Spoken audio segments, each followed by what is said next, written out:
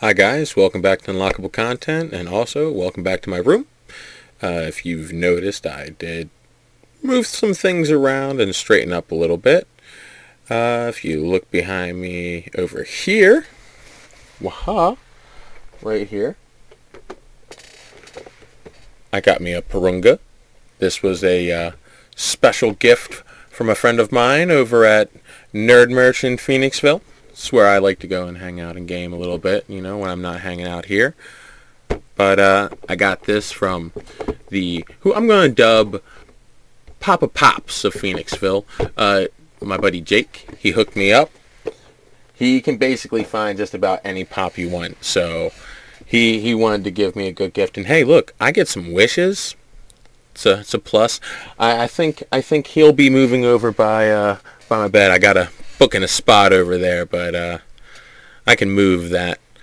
But other than that, if you look around, if anything is able to pop out at you in the background that you'd like to chit-chat about, I know most of the stuff in my room, so feel free to leave a comment on things.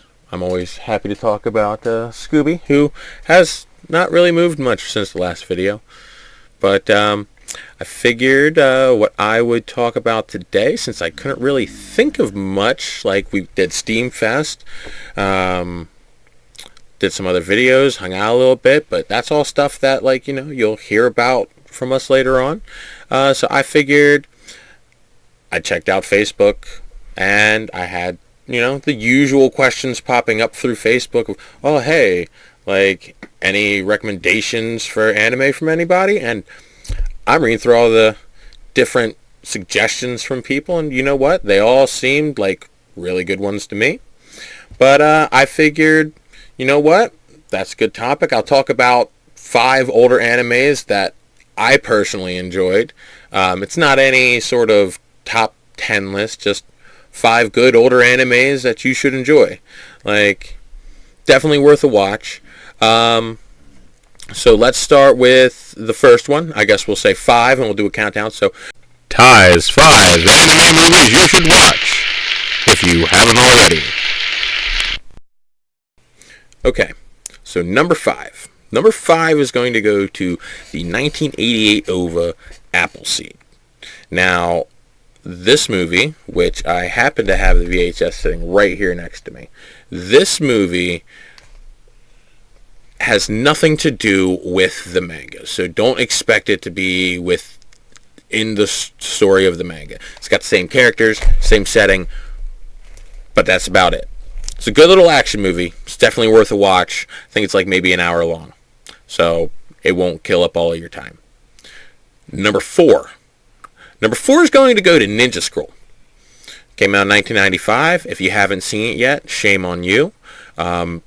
Because really, come on now, you're part of those who watch anime.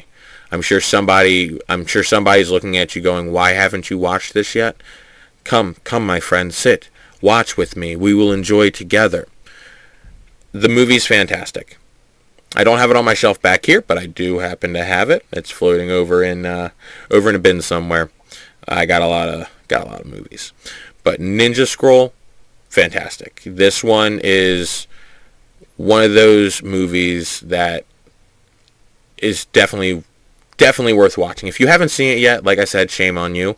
But you can, get bonus points with me if you watch the movie and then you follow it up by watching the whole series that they made, where it was I think maybe 13 episodes. But they basically took the movie and they extended all of it out so you get more fight scenes and more plot development and everything. The movie's fantastic. The action's great.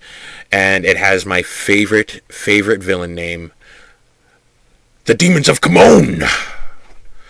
So number 3. Number 3 is going to go to Battle Angel. They recently just did the live action version of this, Lead a Battle Angel. And from what I've seen, it looks fantastic. I haven't actually watched that yet, but I happen to have floating back on my shelf here the original 1993 Battle Angel VHS. It's wonderful. It's a cute story.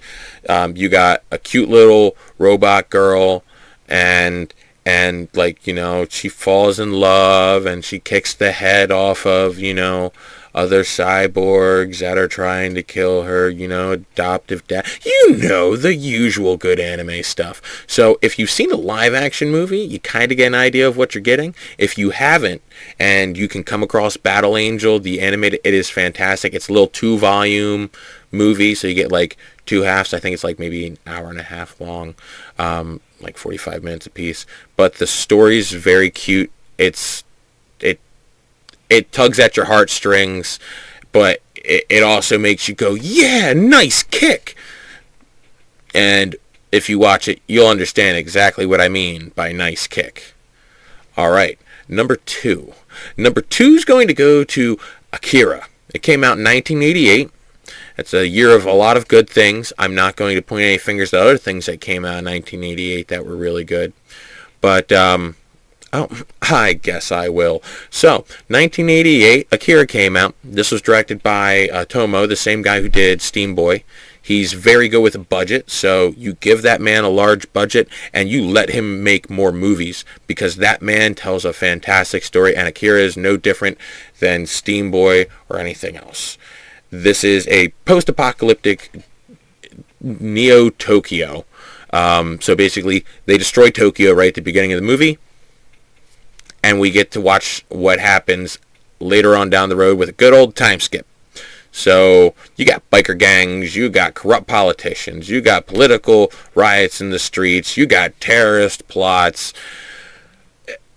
you got psychics, you got a lot of good stuff going on in this film. If you have not seen Akira, it's definitely worth a watch. However, it is definitely an adult anime.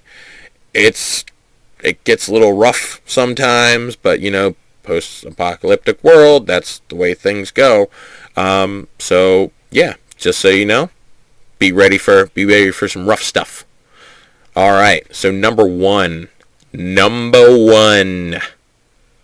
If you have not seen this, for shame upon you, the 1995 Ghost in the Shell. If you've watched Toonami and you've watched Ghost in the Shell, the standalone complex, you've watched The Laughing Man, you've gone through and dealt with the 11. Like, if you've been watching Netflix's version of it, which I can't remember the name of off the top of my head, and you have not seen the original Ghost in the Shell, I'm sorry. You can leave now and you can go watch this.